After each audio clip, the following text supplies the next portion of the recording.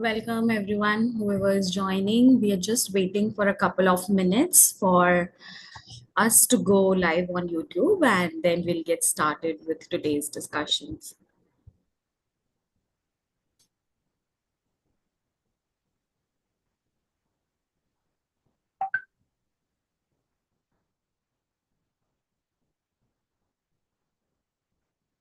All right, so we are live. Hello and good afternoon, everyone. I welcome all of you heartily for today's discussion. On behalf of Positivity, my name is Shatodeepa. I'll be your host and moderator for today. I'll introduce myself and our speaker just in a while. Before that, I would like to introduce the topic and positivity to all of you. So today's topic is trauma, conflict, and insecurity cycles in relationships. Now, by the time that we are all here and we have been talking about trauma, this word has become quite popular and trending on social media.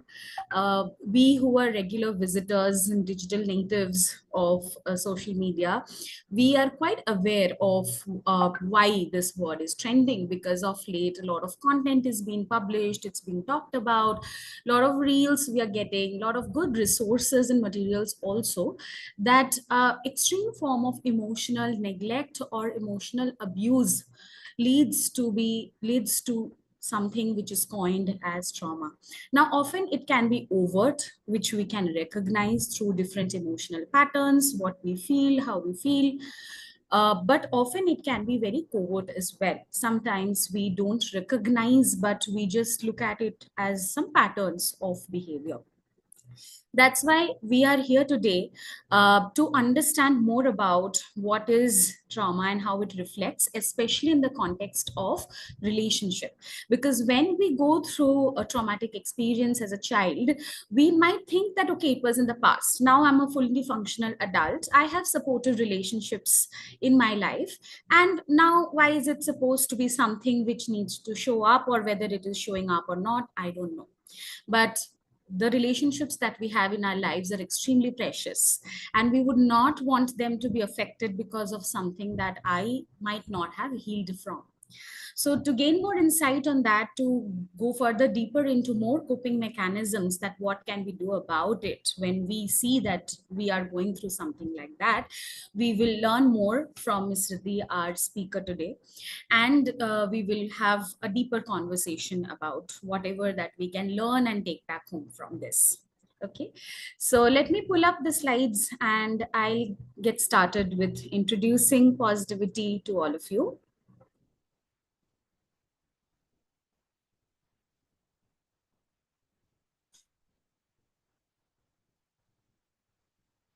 So as we begin, I take this opportunity to introduce Positivity, which is a Singapore headquartered mental health organization. We are working hard and incessantly to bring quality mental health care to all of you at an affordable and most compatible manner. We are operational in the Middle East, Southeast Asia, and India. And we have a pool of 35 psychologists with us. If you are considering starting your mental health journey today, you can do visit us. You can scan this QR and check out the pool of psychologists available with us across various different expertise, language, and background, which might suit your needs right away. And as we go further, Positivity is not only a D2C brand providing mental health care directly to customer, but also partners up with several organizations to ensure mental health care on an everyday basis. Right from a new hire psychometric testing when HRs find it more handy, to establish a certain testing patterns and rules and assess what will fit my culture and organization. This is used more avidly. We can also provide a year one evaluation to check the new hires are compatible with the company policies, how they are doing, how they are fitting in well. We also provide a whole organization mental health assessment quite anonymously to ensure the mental health needs and well-being of employees. There can be workshops and webinars just like this organized by the companies for their employees, half day or full day, to bring more awareness of help being available. And the next one is one-on-one online therapy, which is the help that we are talking about being available on a confidential platform where qualified psychologists are available to talk to employees for their varied mental health needs. We also provide interesting options like gift a session, where anonymously a colleague or a manager can gift you a coupon. It does not have to always something that I have to first decide that I need. If my friend or colleague thinks it can be helpful and it's a gift, what can be more thoughtful than that, right? There can be group therapy. Often we see that a lot of employees are being put on PIP, performance improvement plan, right? So this group might feel suddenly anxious, might not perform well, might suddenly start doubting that why is it that I'm here? I tried very hard. So such a group can be brought together and given much more mental health support so that they understand that it's not them, but maybe an enhancement, skill enhancement program. And if they focus well, they can be retained as well. So it's a very compassionate gesture from the company on behalf of the company, that you're not alone. You're just not told that watch out, otherwise we will get rid of you. But you have mentoring and you have mental health support to go through this period and cope well and come back with us. The couple of last few services like therapy at work and at home at 24/7 support are ensuring 360-degree care, whether at work or at home, at a debilitating condition, post-operative need, postpartum need, when it is very difficult for an employee to come to office. That's where psychologists from Positivity can step in and help you out on behalf of the company. And 24/7 helpline is when the company provides a qualified psychologist in partner with us for emotional needs of their employees. So for further details, and if you think you want to explore further and get in touch with us more on this, my colleague has posted our business development executive's number on the chat box. You can get in touch with her, Ms. Apurva, and she'll take you through further in depth into this process and you can get to know more. Now, coming to today's discussion, I have Ms. Riddhi Thakur Dave with me and with all of you. She is an RCI recognized clinical psychologist with 8 years of rich experience in providing mental health care to children, adolescents, individuals, couples, and geriatric population. She has immense knowledge about emotional needs, mood disorders, personality conditions, relationship conflicts, which makes her the right fit and the right expert to take us through this journey and make us learn more. Thank you, Riddhi, for joining us and graciously agreeing to be here with me today. Thank you, Shatadeepa, for inviting me to be a part of this enriching discussion today, and I look forward to it. I would like to thank the organization also for inviting me to be a panelist today, and I hope that we are being able to deliver a good talk on trauma. And I think I completely resonate with what you said about the topic, that yes, trauma does showcase in different scenarios, especially in the current situation. You are not going through traumatic situations right now, but just the fact that when a lot of you're in a safe relationship, but the leakage of those experiences and those emotions can become overwhelming. Absolutely. And as we begin, I would like to quickly introduce myself. I'm Shatadeepa, in-house psychologist and moderator at Positivity. I also have 8 years of experience in the field of mental health, providing care to adults and couple population. I bring in my expertise and mood disorders and personality disorders, and work hard every day to make a difference in an individual's life and emotional well-being. So let's get started, and thank you all the participants for joining us. The chat box is open for all of you to put in your doubts, to put in your thoughts, just for an easy interaction. We have put you on mute, but the control has been given.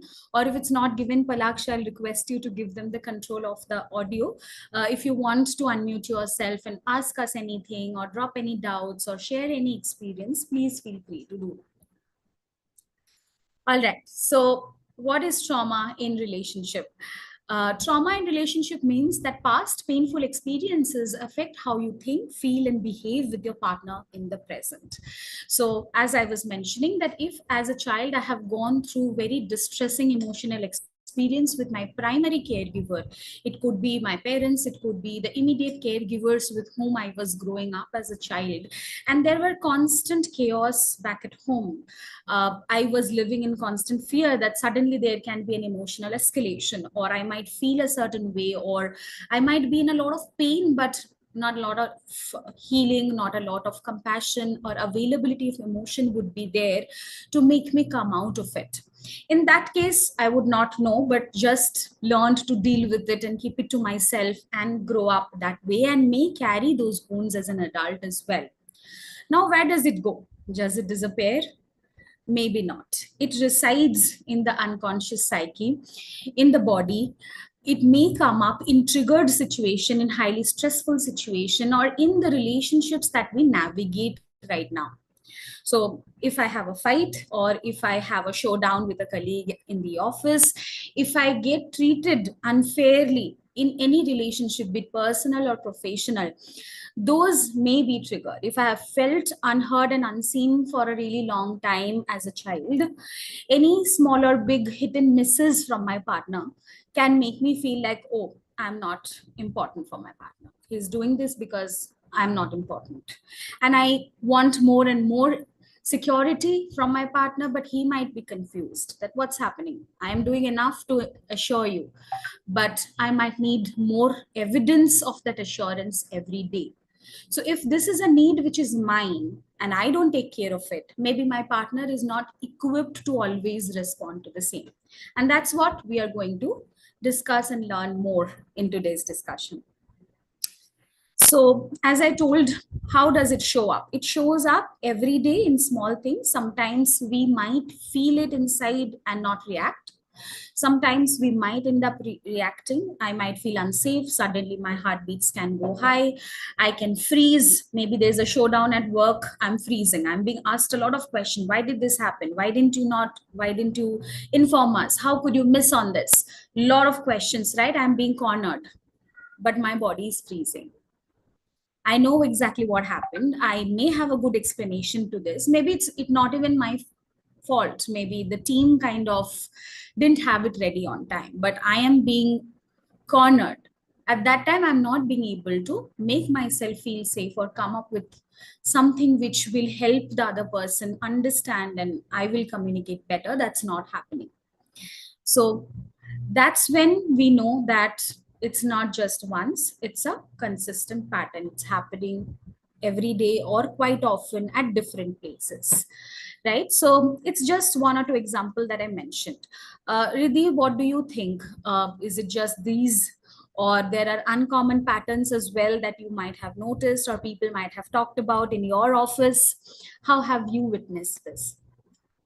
So, I think the one of the most common ones that you did say, anxiety and the freezing, and how to even respond, is it is much difficult. What I have noticed is also some of the uncommon symptoms, say digestive issues, even Yeah. severe, yeah. And what we also noticed is a lot of emotional shutdown. They would start distancing themselves. You would not express, sometimes reassurance seeking. Because of the traumatic experiences that you have gone through, there is an inherent need to control the environment, following which you would want to seek a lot of verbal reassurance. Yes, absolutely. And sometimes we might not be even be able to ask for it, right? That I need this. maybe I'm getting angry, maybe I'm just losing a lot of sleep or comfort in my body, but I'm not being able to express that. Maybe I'm getting upset, not talking to my partner for some time. I'm Yeah. getting angry and throwing something and moving away. But what is this pattern? Is this a cry for help? Kind of. Yes, it is definitely a cry for help, but a silent cry for help because my partner's not understanding what is happening. And sometimes the partner may view it much differently. I mean, I'm sure we will definitely cover that in our forthcoming slides. But sometimes that communication not being present may be viewed as, oh, my partner's angry from me because they're silent. Yeah, yeah. Yeah. And if my partner is confused about what is this behavior, it was not such a big deal, or why is it that every time I have to prove that yes, I care for you, but maybe it was just a miss from my side this time, slowly he will pull away. So because nobody likes getting scrutinized every time, being questioned every time, being made to feel responsible for how I am feeling every time, right? So that's the conflict. And I would want to mention that maybe I am giving my example and I'm using the pronoun he, but it's not typical of any gender. It trauma is gender fluid, can be present in any and every human being in any form. So sometimes we joke, or a lot of stand-up comics would joke about women acting in a certain way, men acting in a certain way, but that's not true. This is a biological phenomenon and can affect every human being. So going back to my slides very quickly,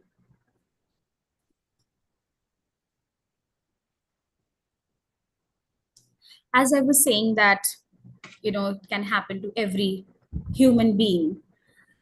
What do you think about the brain body connection, with the? What we are noticing is that we already, I will not get into the details of the different organs that are responsible for it because it's just going to be too theoretical. Yes, yes. But what we're noticing is that even after a fight is stopped or it's done, we are still in a threat mode. Following which, there's a part of our brain called amygdala. What it does is it starts viewing everything as threat. Follow- Sorry, Riddhi, to cut you. Can you pull your system a little closer? I think I'm losing your voice. Okay. Can you hear me now? Is it better? Yeah, this is better. Yeah. Better? All right. Okay.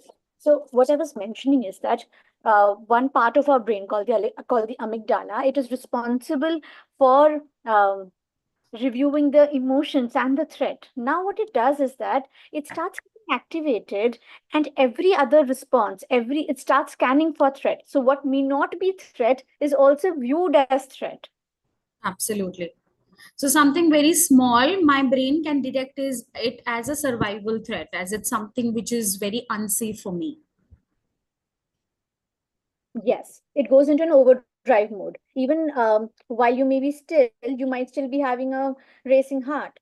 Even after a conflict, you may have noticed that you are still not in a space to connect and have a conversation because you're still so overwhelmed and still so stressed. And we often talk about the fight, flight, or freeze response, right? We read this, or we have certain video content which talks about this reaction, or often people come to us and tell me that I detest arguments because I freeze. I cannot protect myself in an argument. I start crying, or my body freezes. So why does that happen? One of the reasons is because our nervous system is also getting threatened, right? So following which the sympathetic nervous system starts getting activated, which is responding in the fight or the flight mode to protect ourselves. Either we're going to escape it, either we're going to retaliate, or sometimes we're just going to freeze in those situations. So, Also, tell me. Yeah. yeah. Also, one of our hormones, like what we mentioned in the slide as well, the cortisol also starts getting activated. Following which, it just makes it much difficult for us to think properly. Hence, the logic does disappear. And we are Right. quite in a shutdown or an overactive mode.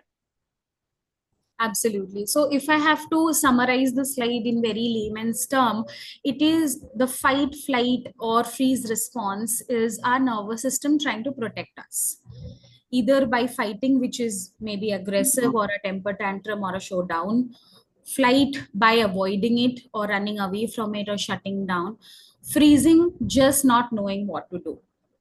So in all the cases, our nervous system is maybe trying to protect us in some way or the other. And also a hormone called cortisol, which is our stress hormones. In the face of any fear or threat, which my brain thinks that it is, increases so much in the blood that again, that nervous system gets activated, which needs to protect us, and this is our reaction. So I can fight a lot, I can have I can cry, I can just run away or avoid any conflict, or I can freeze and not know what to do. So if you are seeing this pattern in you or in your loved ones around, you can understand that it might be coming from certain experiences of feeling unsafe for a really long time as a child, and somewhere today, certain scenarios are still making us feel unsafe. And that's why my nervous system is protecting me through these processes. So, attachment theory. Uh, Again, it's a very trending term on social media. How would you like to break it down for our participants, Riddhi? All right. How about we go that there are 4 types of attachment styles, and secure is the one wherein you're focused more on belongingness, independence. You're more concerned with being able to trust your partner. Now, if you look at the other end, which is the anxious, wherein you're preoccupied with anxiety. You would want closeness, but you're preoccupied with. Now, if you look at the avoidant, which is they've got 2 parts. One is the dismissive, and the other is fearful. Fearful is also known as disorganized attachment. Now, in avoidant, what is happening is that I am more concerned with that I have been wronged in my relationship. I will downplay it, and I will focus much more on withdrawing it. Somehow, one of the key factors what we see in individuals is also emotional distancing in this area, where they would emotionally shut down. But if you would go for an avoidant, fearful one, how it would be different is that in that there would be a lot of fight and flight responses that you would notice. They would either, when facing a lot of closeness, they would be scared of betrayal, following which they would be scared as to how would that work out. And then again, the feelings of rejection would also pop up, following which it's very hot and cold behavior that you will notice, hence known as disorganized pattern. Would you Right. add something to this? No, I would want to ask you if you if a couple comes to your office, and maybe the one partner is complaining that I when I fight, I want him to pacify me because I am worried that I am not, being heard. I want him to be around. If I am hurt, if I'm angry, if I feel like I am not being comforted, it escalates my discomfort even more.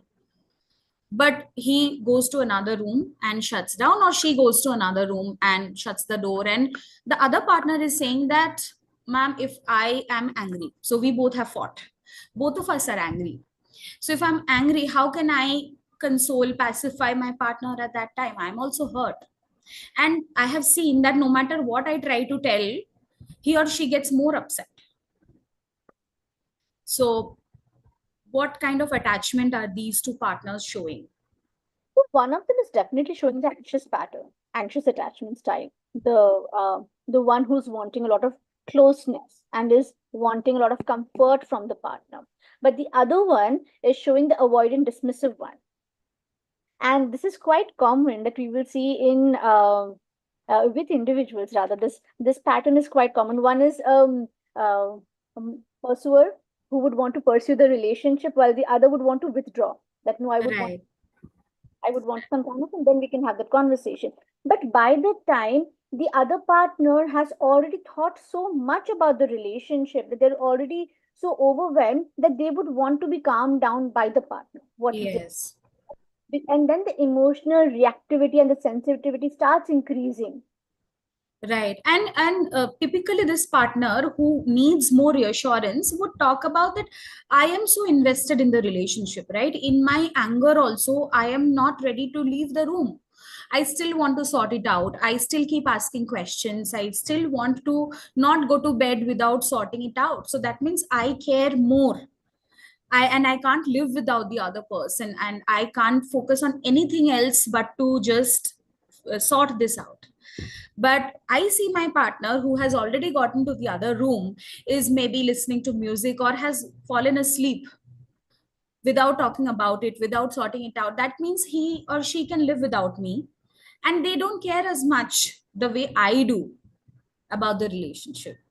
Do you think this is true?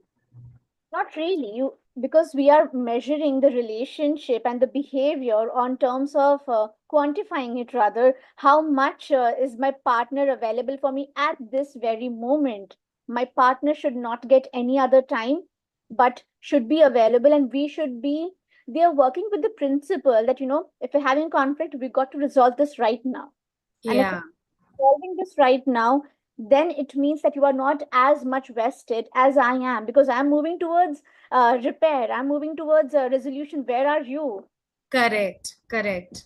So those thoughts I think run in one of the partner's mind that I am looking for resolution, and hence I am more invested. Since I don't see that effort in you, you are not. Very simplistic. 2 plus 2 equals to 4. Like one party is making the rules. And when the other party is not living up to the rules, that means they're not as invested. That's the thought process. Right, right. But So what my heart, sorry, please tell me. Tell me. what I wanted to add to that is that the other person may also feel that how come the rules are just made by the other person that we need to resolve the conflict at this moment. How come we both are agreeing to this when we didn't come to a discussion on this, whether my Correct. concerns are present or not, but I'm being judged for the same. Absolutely. And now I would want both of us to kind of help the participants understand what kind of trauma might each of these individuals showcasing over here. One who is avoiding conflict. What might have been his experience? Why is his body choosing to flight? Whereas why is one person, despite a lot of anger and sadness, is still moving towards doing it more, or talking about it more? What kind of emotional response is this learned behavior? So, if we were to look at it through that lens, what I would be noticing is that the person who is wanting more of engagement is also wanting a lot of reassurance from the partner. Yes. So, definitely an anxious style, definitely an anxious attachment. At the same time, the trauma, it may also be abandonment, which is definitely coming up, plus perceived feelings of rejection. Hmm. So you're saying they might have felt that they have been rejected earlier, and maybe they did not have their parents or family members present with whatever their sufferings have been and taken care of that. So they have not gotten their emotional needs fulfilled as a child. Right, yes, yes. And if we were to look at the other partner, we can see that from a different need. Yes, the needs are not being met at the same point, but I cannot be vulnerable about my emotional needs because through the traumatic experiences or through the relational trauma lens, even that abandonment or neglect, I have learned that I need to manage my emotions on my own, and no, I cannot trust anyone with my emotions. So, following which I'm also withdrawing. So, Right. see, both the needs are being unmet, but the reasoning and the experiences are so different. Correct. Trauma does showcase in individuals differently. Absolutely.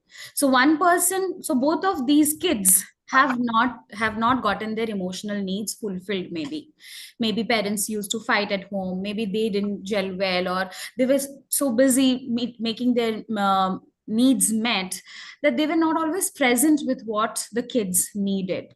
So unfortunately that were unmet. Now one kid learned that okay, I don't have it, that someone else will do it for me, so I'll have to do it, better keep it to myself, I'll not bring it up, I'll not ask for it anymore.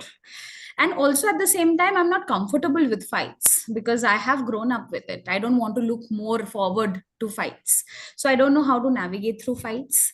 And I only know that if I just take care of myself or shut myself in a room, I take some time and then I deal with it. That's my learned coping behavior. Whereas the other kid who has grown up among fights or these unmet emotional needs kind of environment has still that need alive. He or she might be thinking that okay, if not as a child I did get reassurance, I at least need it from my partner. So I want it. Where is it? I'm still looking for it. Yes, yes. And Shatadeepa, one more I would like to add to this is that while we're growing up, reassurance would not be so much of verbal, but maybe more of behavioral. We would be Yeah. just checking in, right? So that would be much easier. But now, as we're growing up and with your partner, you can focus more on the verbal reassurance, which is more easy because you're also Right. putting focus to wanting to communicate. Right. Right? That may be very overwhelming to the other individual. Absolutely. So some of us still find it easy to say that I'm hurting, do something about it, be it in an angry manner or in a sad manner. But some of us and might be still struggling with saying that I'm also hurting, but I don't know how to navigate fights, so I don't want to fight. Yes. So that's the different kind of trauma being reflective in different personalities and how we navigate fights, right? All right. I'll just pull up the slides again.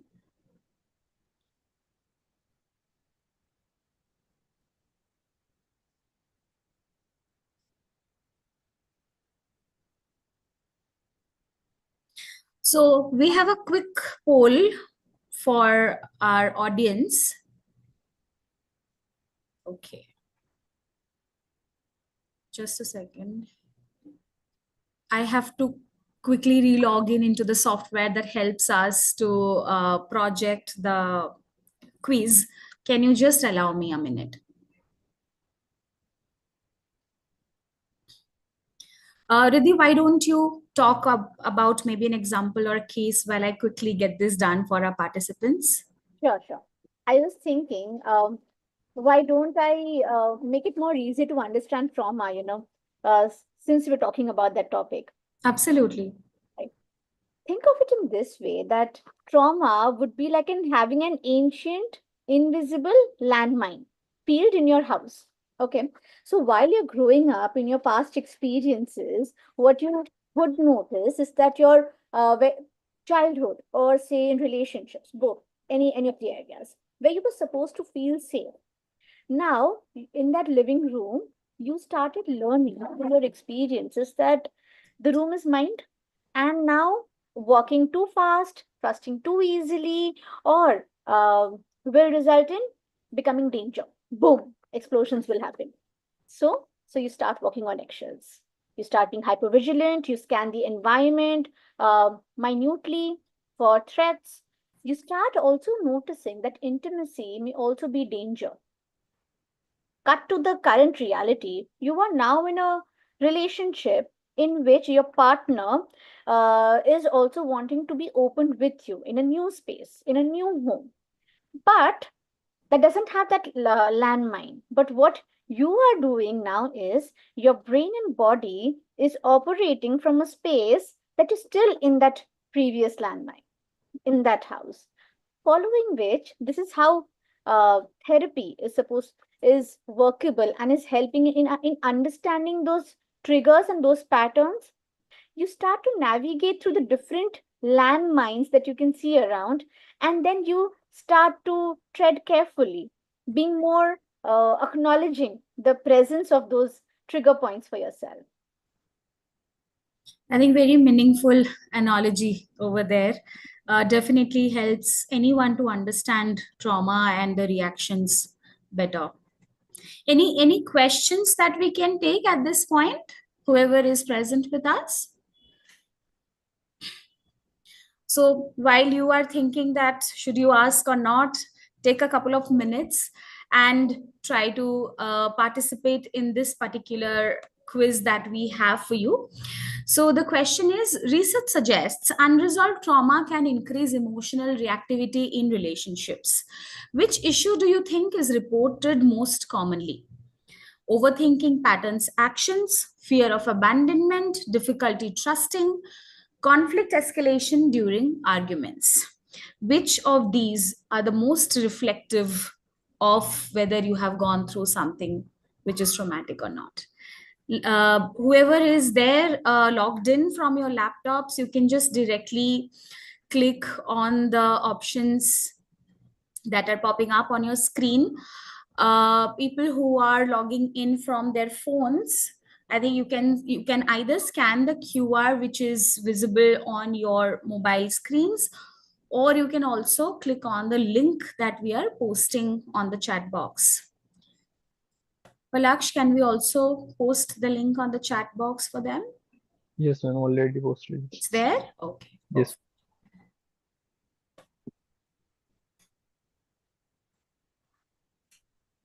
Can we have a few more responses, please? Right. Okay. So as I can see right now on my screen, 60% of us right now thinks that fear of abandonment is mostly reflective.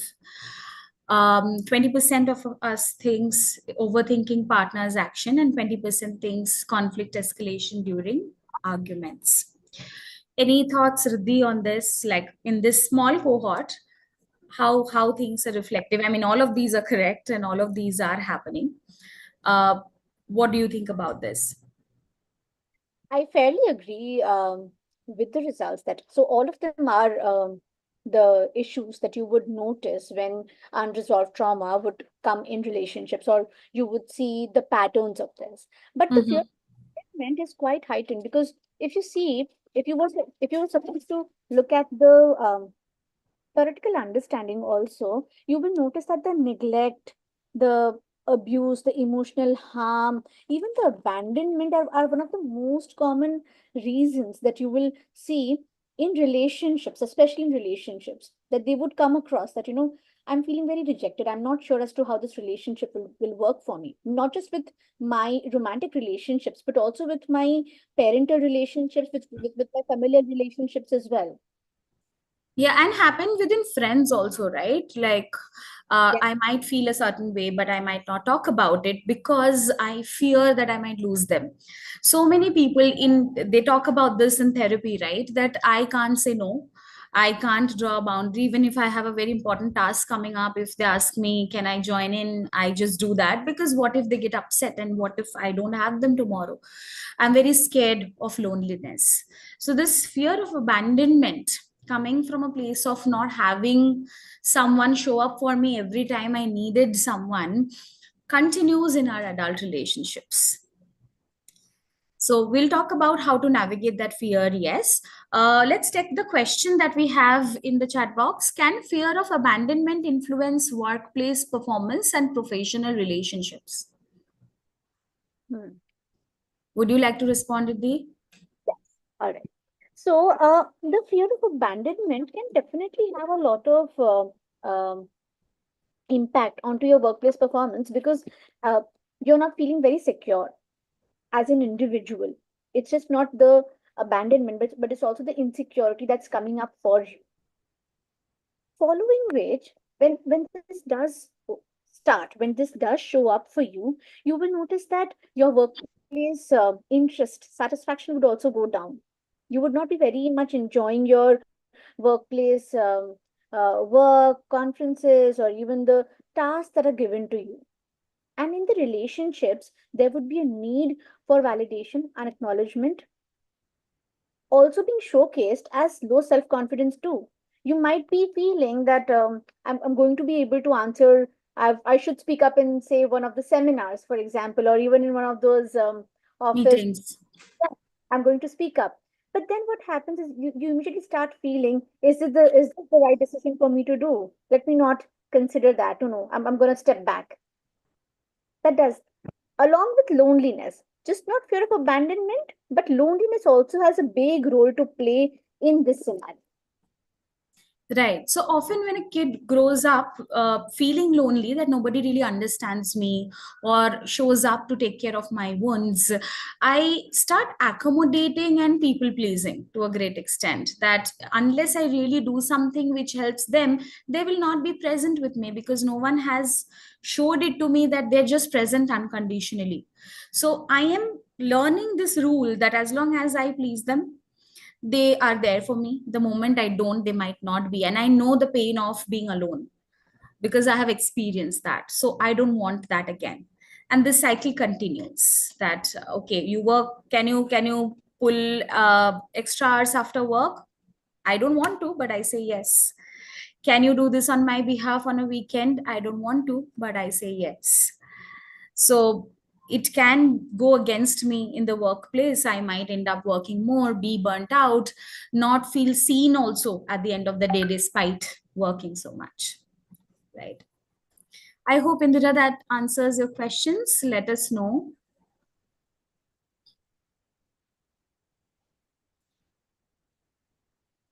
All right. So now we're going to talk about something very interesting, which is the conflict cycle. I think we were already just touching upon that, that it's a cycle of making some rules, learning to live with that, and it goes on, right? Riddhi, why don't you start? And then, I'll also give in my inputs. Yeah. So conflict cycle, I'm gonna first explain what's happening here. So what you see is that the one partner is seeking closeness, wants connection, reassurance, understanding, and they start pushing more. That talk about it. Let's solve this problem. Let us see what is happening here. So it would be described as somebody called a pursuer. That one wants to talk immediately about this. Whatever's happened, let's go directly into resolution. All right. Now, the other partner may just start withdrawing because it is too much for them. They may feel overwhelmed due to their own baggage of trauma that they may have seen in their own experiences, chaotic environment, shutting down, emotional distancing. So they would start pulling back to protect themselves and creating space. Now, you see something interesting is that the one who's pushing more is also protecting themselves by resoluting to the conflict. The other one is also protecting themselves because of shame or of withdrawing, the conflict, the fear of confrontation, following which they are also protecting themselves. Their protection is seen behaviorally very differently. And that is why the cycle keeps on being continued because none of the individual's needs are being met. Repeated fights are happening. It's becoming, you are not listening to me. Why can't you solve the concerns with me? Why can't you solve a problem with me? The other one may be called the other individual who's withdrawing. That person may need more space before they can actually engage, and that may be perceived by the other individual as somebody who's not interested in working this through.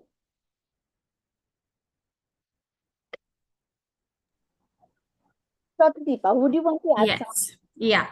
Um, so very rightly said and kind of explained through the roles that each partners take in the relationship, right? I would like to give a case example over here. This was a couple who walked in, young married couple. They have been in courtship for a long time and really understood each other's needs. It was not something new for them, but there was a new dynamic here after the marriage, which was the mother-in-law. So the wife was not prepared for that, in terms of how those needs, those expectations can be, what are the role expectations of a daughter-in-law in that particular family, that particular structure. There was some confusion around that. So now there were multiple fights that were happening in the married couple regarding the comments that the mother-in-law would sometimes give to the daughter-in-law, or the expectations that were made from the daughter-in-law to be fulfilled, which apparently she had made it very clear earlier with the partner that maybe I can't always be available for the morning puja, I can't always maybe available for doing multiple tasks and then leave for office, I might need help over there, or these things were conveyed. But later they found out that the husband or the male partner did not communicate that to the mother. He thought, we'll figure this out once we are in all together, we'll figure this out, and that kind of kept blowing up in proportion every time such fights.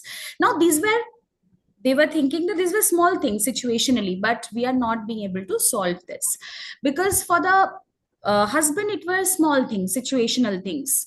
If somebody has to cook food, then we can figure it out, it can be one day this person, that person, we can get a help. But the for the wife, it was more about her opinions, thoughts, inputs were not taken seriously, they were not communicated the right way, or the consistent expectations being set from the mother-in-law, despite her trying to build a boundary that no, I am not available at this point, maybe we can do this another time. But that was not being heard. Now here is where the husband was very in a freezing mode, that he was not being able to talk to the mother, neither was he being able to convince the wife that this is not something which is about you. It is not like that I don't care or didn't take your inputs very seriously, but I just thought that these are small things that I can solve later.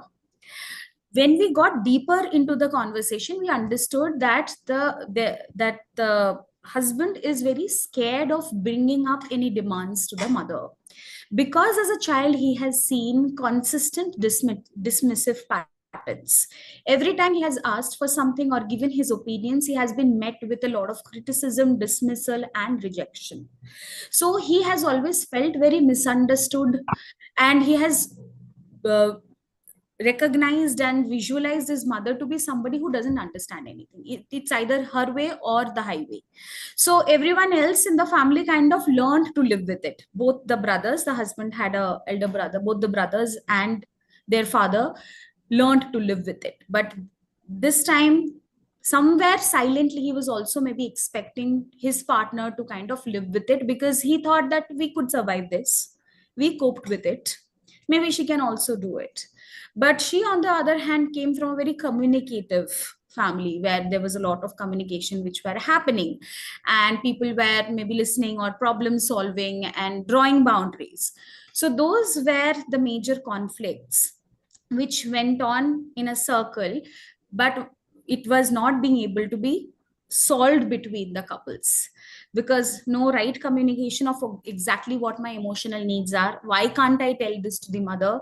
Why do I think that I'm avoiding conflict, confrontation? And the husband was constantly withdrawing, neither was he ready to talk to the mother. And after some of these fights, he was also giving up on the wife to really understand him. So he was like, deal with it yourself. And the wife was feeling abandoned, that first I told you what needs to be done, that was not communicated. Now when I'm asking for a solution, you're not doing anything, so you don't care. And this, like you mentioned, that I need more, so reassure me. The other person says, no, I cannot take that responsibility, neither can I meet with confrontations anymore, so withdrawal. This cycle continued until they of course came to therapy to understand what are the patterns, what are the fears, what are the emotional needs, and they could solve it. So this is not a very uncommon picture, it is quite a common picture in a lot of households, right?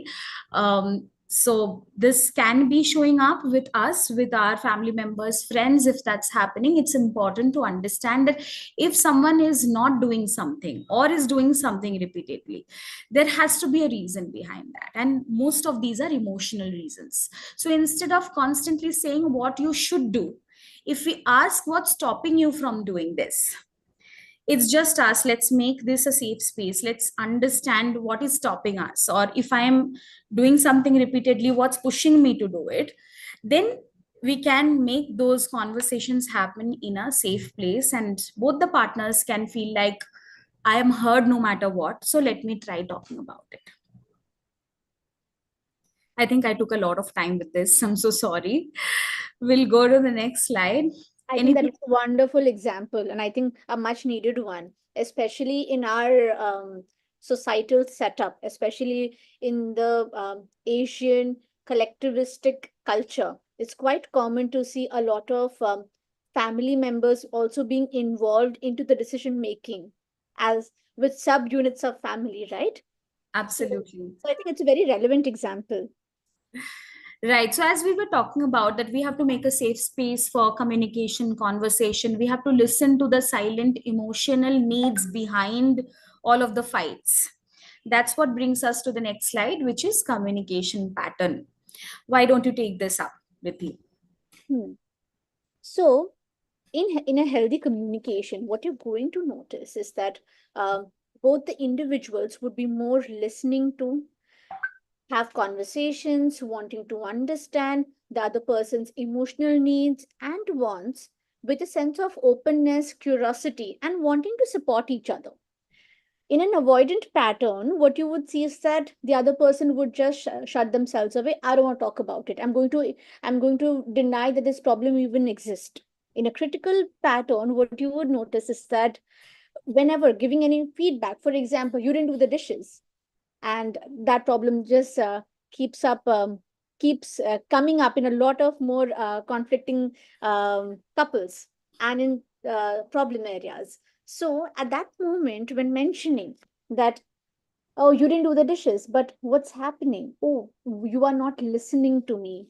We focus more on talking about the protest, but not the hurt that's coming up for ourselves. And I think that's one of the key factors which does help in moving from a fighting mode to a resolution mode. Now, a resolution mode does not mean doing it immediately, but both the parties, both the individuals coming to a common ground and wanting to talk about their problems.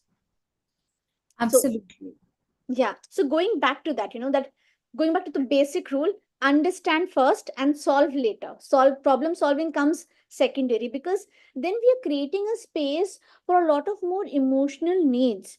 I'm also willing to hear what is going on with my partner. What are they trying to protect themselves? If I'm saying that, you didn't do this, you were not responding to my messages. What is happening there? What is the other person feeling? Are they feeling very attacked? Are they feeling very defensive? Oh, you are just constantly looking at all the negatives that are coming up for me. Right. Change that communication pattern. So sometimes we are too, pulled into the fights and the conflicts, and we become two different teams. It's more about my needs have to be met. What I am saying is right. Also, you are not doing enough. Now, about this, just what I want to say is that honestly, when I am in my body, I will only understand what I am doing. And from that perspective, I'll always feel what I am doing is more. What my struggles are more intense. My pain is more intense. So that is very normal for any human being to feel that way.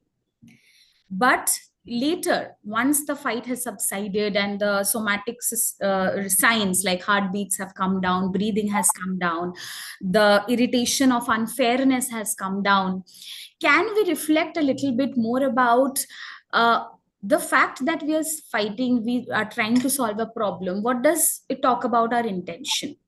That means both of us want to make this work. Now, sometimes we take love test for our partners, that if he loved me, he would have done this. If she loved me, she would have done this. But remember, I am making these tests based on my rules, what I think is a love action or a love language. And I'm testing them only on those parameters. If he really cared, he would have called me thrice, but he just called me once. If she loved me, she should not have said so many things about my mother, but she did. So these are common thoughts that go on in our head. And remember, we are all thinking only from our perspectives. So later, when our safety signs have gone down, unsafety rather, can we think that other than my POV, trusting my partner's intention, that if we are married and if we are in a relationship, that means somewhere we want good for each other, somewhere we are the same team. So then, despite that, when the other person did something which hurt me or is not doing something which I need? Could there be any other reason? Can we start reflecting from there?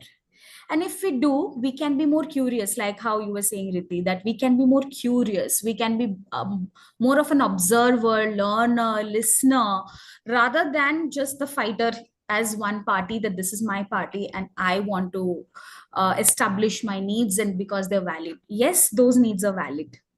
But besides getting my needs met and love testing, can we become more curious? Can we learn more and observe more and listen more? That can solve a lot of problems. It can create a safe space for my partner. I can tell him, okay, you're not being able to bring this problem to your family members, or tell your mother that this is what I need. What's stopping you? Can you help me understand, like a friend? This is like you're scared, or you think that she'll not listen, or you think that this is not as big a problem. That's fine. I just want to hear your perspective. When I do that as a friend, I can understand where my partner is getting stuck or challenged, and together we can start problem solving then. Together we can come to a middle point then. I will no longer be just stuck with what I need, what I need, what I need, and what is the right thing for my partner to do, who has to pass the love test as per my rules. Okay, so that would be my inputs. Anything else on this, Rudy, or should we go to the next slide? I was thinking we can do something very interesting, which is that, Shatadeepa, with the example that you had pulled up about the husband, wife, and the mother-in-law, if you were to look at it from what we discussed right now, maybe the wife could be the observer as to why is my husband withdrawing. That can be Yeah. one thing we can do. And the husband can also focus more on to start to communicate in ways possible for him Mhm. to see as to him withdrawing is not a sign of him not loving her or not caring enough for her, but feeling helpless. And Yeah. then what would happen is that both of them would come up together as being a team and then figuring out how to navigate through the family boundaries. Absolutely. And when she becomes an observer, or when she just asks a very open-ended question, that just tell me how are you feeling, that automatically will create a safe space for the husband to open up, that see, I have gone through multiple rejections as a child, I don't hope for her to hear us anymore, so I don't talk about it anymore. But he might not find that the space to be very safe to talk about such a vulnerable and a sad and a painful reality of his and his mother, because as children we are protective of our parents, right? I would not like to introduce my mother as a not available mother to my partner at the very beginning of my marriage. I would like to protect her image. But if my partner creates that safe space and reassures me that she's with me, she'll understand me, she'll not judge me, then maybe I'll be able to talk about it. Completely, completely. The intention to understand and see as to what do we want to do about this, because it's disturbing Absolutely. both of us. It's us, and Yes, it's not just my agenda which you just need to fulfill. yes, yes, yes. Correct. So we have 6 more minutes, but I'll just request 5 more minutes from the participants so that we can complete 2 more slides. So we have a poll coming up, another very interesting one, very simple and quick one. Myth versus fact, right? If a relationship is healthy, past trauma automatically disappears. Now we were talking about creating a safe space, being a good partner, etc., etc. Now, what do you think? If my partner is very compassionate, understands, mostly responds, and is available to my emotional needs, will my trauma automatically disappear? Let's see what are we thinking as a cohort here. Oops.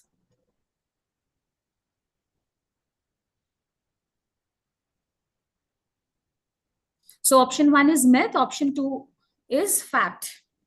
Just in case that's not clear, I wanted to mention that. The rules are same. If you have logged in from the system, you can directly use your Zoom option for responding. If you are logged in from your phone, you can use the link given on the chat box to quickly log into the Slido website and respond from there. So we have 67% of us saying option one. Okay, now it has changed to 50 and 50.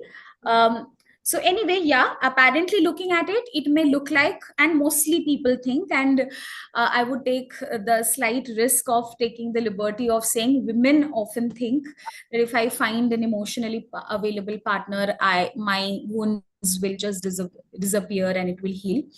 Not saying that men don't think that way. It is possible both of us think that way, but somehow I have seen the percentage of women feeling that way is higher. So either way, it might apparently look like so that I give the responsibility of my wound healing to my partner. If he does a good job, I'm sorted. But that's a myth. Even though I have a good partner, emotionally available, I'm functionally doing well, my mood is well, doesn't mean that my wounds have disappeared or they're all healed. God forbid there is a change in any dynamic, there is a stress factor, there is a crisis situation coming up, those can be triggered. Right? That brings us to the next topic. I would skip this particular one because most of us, mostly we have covered that we are often biased about what we expect. We do the rule setting, we do the love testing. And I would like to go to the last one where we discuss that uh, it's not just my partner taking responsibility of my emotional healing. It is also equally my responsibility to do my homework of healing myself. So it's a 50-50, how it's a partnership. Same way, emotional healing, trauma healing, showing up safe and healed and available in the relationship is a responsibility that I take first and you take after that, or you take it with me. So 50-50, right? Riddhi, would you like to take us through a couple of strategies that we can directly take away from here and apply in our relationship, where I take responsibility for my trauma healing, wound healing, and at the same time, of course, my partner is also helping me? What can I do? Right. So first would be to work on your own, increasing your awareness, self-awareness. Identify your triggers. What is happening? Understanding the differences. What is the emotional baggage which is getting leaked into your current relationship situation or in your relationship styles? Trying to ground ourselves, noticing and realizing that do have a past, and my past is creating a lot of more conflict with my present. So focusing on being more kind to ourselves, giving ourselves the time to heal, go for therapy, go for support groups, talk to have your own emotional support system that can help you to work around your own personal journey, your healing journey. Focusing on building self esteem. This should be whether you have conflict, whether you do not have conflict, but building self esteem. Non-negotiable. Completely, right? Finding your own strengths, celebrating the small wins, right? Do you want to talk about taking ownership of your own healing and focusing on that? What can they do? Something that we discover in therapy frequently, rather. Absolutely. See, I always give this analogy that empty jugs cannot fill bottles or cannot fill glasses. So if I'm empty, I cannot show up in a relationship giving a lot and expecting a lot in return. So if I am wounded inside, if I'm hurting inside, and if I am in need for a lot of water to be filled first, then how am I being an equal partner? I'm constantly love testing, I'm constantly asking for reassurance, and all my behavior of doing things for others is almost like a building a safety wall, that I'll do this, then they'll do this, I'll give them this, then they will give me this.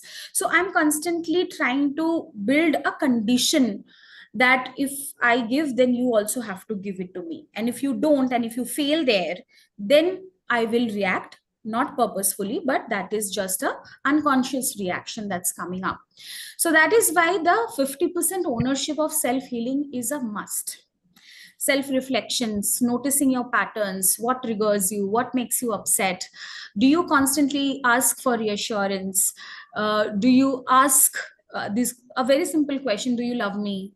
If I die early before you, will you marry again? So I have gotten these anecdotes from a lot of people who visit our clinics, and sometimes we see content around this, people laugh, but if a partner has the need to check these things, that means they are looking for reassurances. One or twice, sometimes it's okay, but if it is a consistent one, please be mindful. That means you are in need for reassurance first from your side, that you are good enough, that you are safe, that you, even if you say no, some people might be disappointed, but does not make you a bad partner or a bad person. So that reassurance needs to be built by yourself. So either you can read more about it, be reflective about it, write about it, or you can get into structured therapy where you can get into deeper wounds, where it came from, how it came, what should be the practices. You have consistent guidance for that. You have to choose that path. So whatever it might be, 50% is us and 50% is partner for 100% of my emotional well-being. Yes, because you start becoming more aware about your own emotions. And I think it's beneficial not just with partners, but as an overall well-being. Absolutely. So with that, we have come to the end of discussion for today. Any questions that we made that we can take up?